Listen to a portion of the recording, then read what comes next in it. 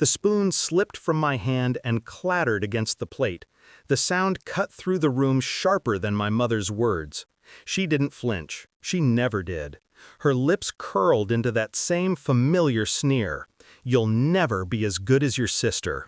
She said it like a prayer she'd memorized, like it was supposed to break me, again. But that day, something inside me didn't shatter. It clicked.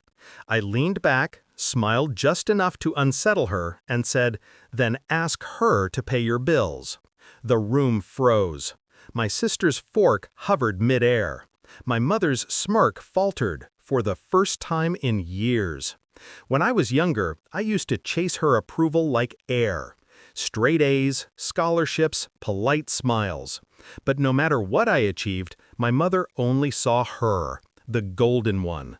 The daughter with glossy hair, loud laughter, and the kind of beauty that made people excuse her cruelty. I remember standing at 16, holding my acceptance letter to a top university, expecting pride. Instead, my mother sighed. "Well, your sister got into a better one."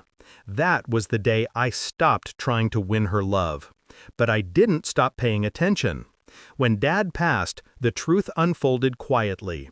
Mom had mortgaged the house, drained his accounts, and forgotten to tell me. Guess who she gave the money to?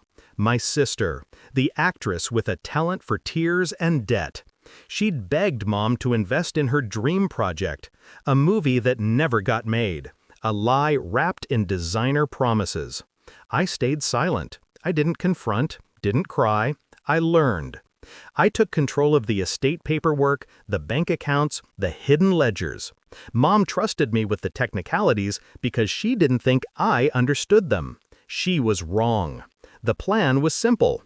When the house went under, I bought it through a proxy. A friend in finance handled the purchase quietly. I let Mom believe the bank had taken it. She cried.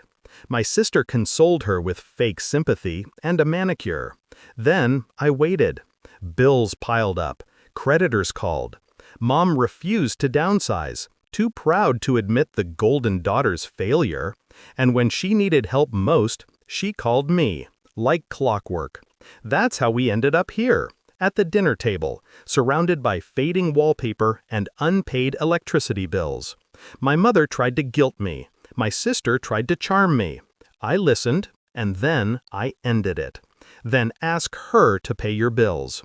Her face crumbled in silence. My sister blanked, realizing too late what she'd lost. The house they lived in? Mine. The accounts they depended on? Closed.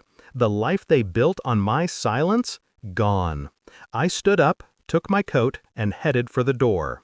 Behind me, Mom whispered, "You've changed." I paused. "No," I said. "I just stopped forgiving." The door shut softly, like a period at the end of a long, cruel sentence. Now, when I drive past that house, I don't feel hate, just a quiet satisfaction. They built their world on comparisons, and it collapsed the moment I refused to compete. Maybe Mom was right. I'll never be as good as my sister. I'm better. I learned how to win without their applause, and that was the sweetest revenge of all.